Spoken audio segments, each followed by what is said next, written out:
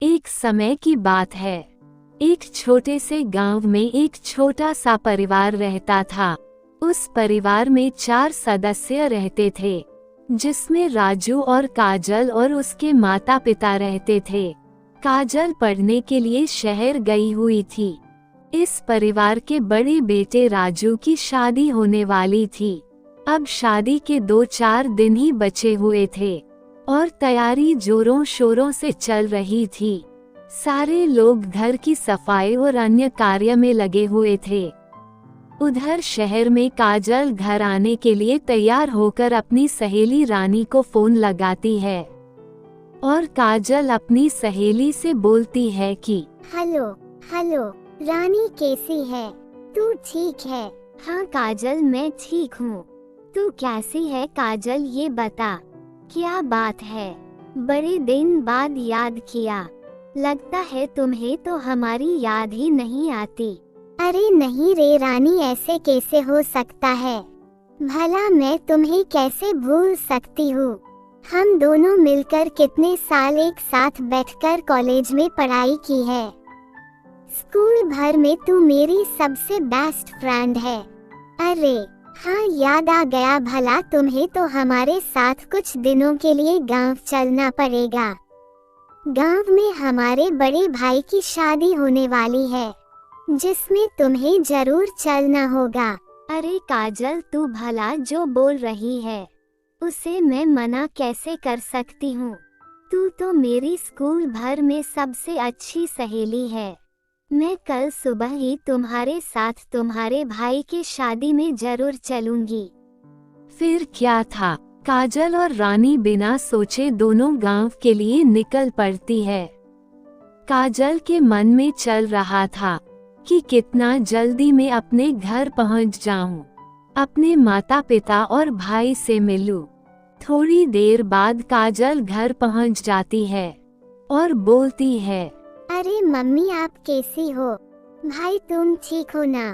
पापा नहीं दिख रहे हैं, कहाँ पर गए हैं? फिर राजू काजल को जवाब देता है कि हम सब ठीक हैं। पापा सामान लाने के लिए बाहर गए हुए हैं। कितने दिन बाद आई तू? और ये तेरे साथ कौन है? अरे भैया, यह मेरी सहेली रानी है। हम दोनों कॉलेज में एक साथ पढ़ाई करते थे। हमने सोचा कि तुम्हारी शादी में हम रानी को जरूर लेकर आए। काफी दिन से रानी हमसे बोल रही थी, जी यार कभी तू मुझे अपने घर लेकर चल। फिर मैंने सोचा कि इससे अच्छा मौका क्या हो सकता है। हमने इसे फोन करके बुलाया और दोनों साथ में गांव के घर चले आए। फिर क्या था, बड़े धूमधाम से राजू की 2 दिन बाद शादी हो जाती है।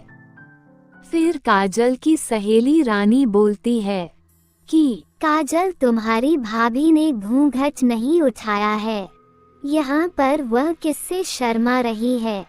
यहाँ तो तुम्हारे भैया, हम और तुम हैं। इसके अलावा और कोई नहीं है, तो फिर इन्हें घूंघट उठा लेना चाहिए।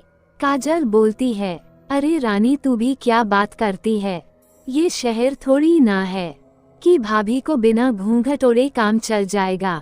रानी, यह गांव है। गांव में बड़े बुजुर्ग रहते हैं, जिससे नई नवेली दुल्हन को घूंघट करना पड़ता है। नहीं तो बड़े बुजुर्ग लोग कहेंगे गांव में कि इसके अंदर कोई लाज शर्म नहीं है। यही कारण है कि गांव में हर औरत को घूंघट करना पड़ता है।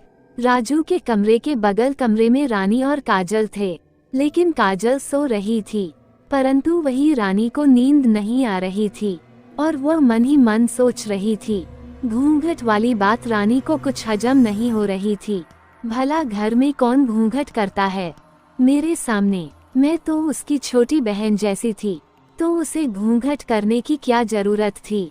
यही रानी के मन में बार बार घूम रहा था। अब नींद न आने के कारण रानी घर के बाहर निकल जाती है। रानी काजल की भाभी को देखकर देखती रह जाती है। देखते देखते ही काजल की भाभी एक सुंदर औरत से एक भयानक चुड़ैल में बदल जाती है और बोलती है, आज मैं बहुत खुश हूँ। बरसों से जो मेरी इच्छा थी वो अब पूरी हो गई। मेरी शादी हो गई है और मैं अपने वंश को आगे बढ़ाऊंगी। चारों तरफ चुड़ैल का राज होगा। सबको मार के मैं चांदनी रात को सबसे ताकतवर और खतरनाक चुड़ैल बन जाऊंगी। चांदनी रात को मेरी शक्तियां 4 गुनी बढ़ जाएगी। से मुझे ना ही कोई मार सकेगा और ना ही कोई मुझे हरा सकेगा। मैं संसार की सबसे ताकतवर चुड़ैल हो जाऊंगी। ये लोग मुझे पहचान ना सके। मुझे तो ये लोग एक सीधी साधी औरत समझते हैं, लेकिन मैं तो एक खतरनाक चुड़ैल हूँ। ये सब देखकर रानी बहुत डर जाती है और सोचती है कि यह सब क्या हो गया है। काजल की भाभी एक बहुत खतरनाक चुड़ैल है। काजल की भाभी काजल के भैया साथ इसलिए शादी किया ताकि वह इस परिवार को खत्म करके अपने वंश को आगे बढ़ा सके। हमें कुछ ना कुछ तो करना पड़ेगा। काजल के परिवार को यह चुड़ैल बहुत नुकसान पहुंचा देगी और मेरे होते हुए ऐसा नहीं हो सकता है। हम इस चुड़ैल से इस परिवार को बचाएंगे। अगली रात काजल पूरे परिवार को डायन का रूप दिखाती है।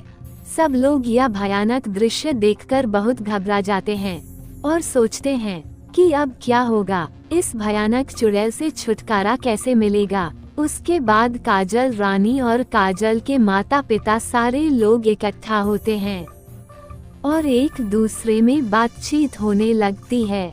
सारे लोग बहुत परेशान हो जाते हैं।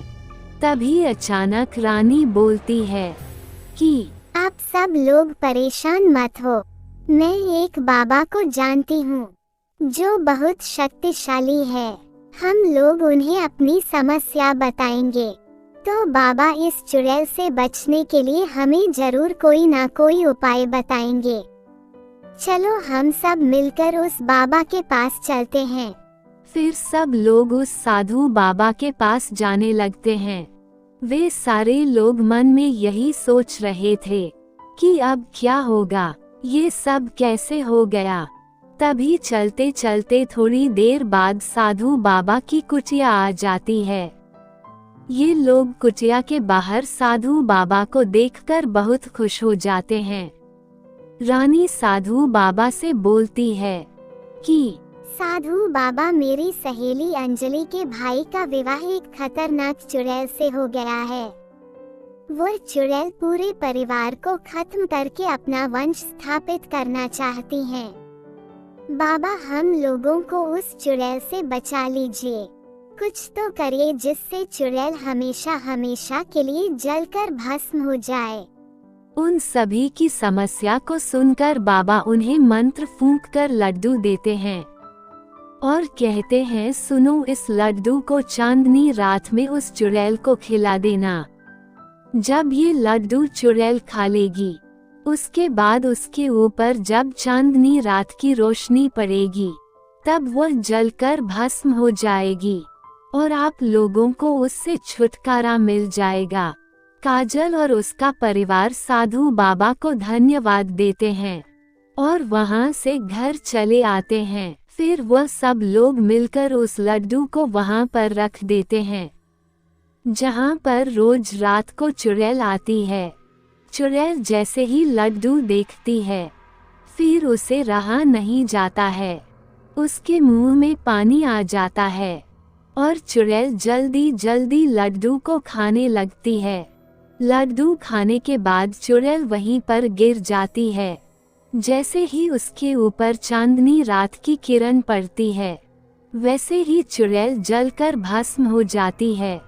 चांदनी रात में उसकी शक्ति दुगनी होने वाली थी, लेकिन इस चांदनी रात ने उसकी जान ले ली। बाद में काजल की सहेली रानी का विवाह राजू से हो जाती है और पूरा परिवार खुशी खुशी जीवन यापन करने लगते हैं। इस कहानी से हमें ये शिक्षा मिलती है कि हमें कभी भी किसी चीज का घमंड नहीं करना चाहिए।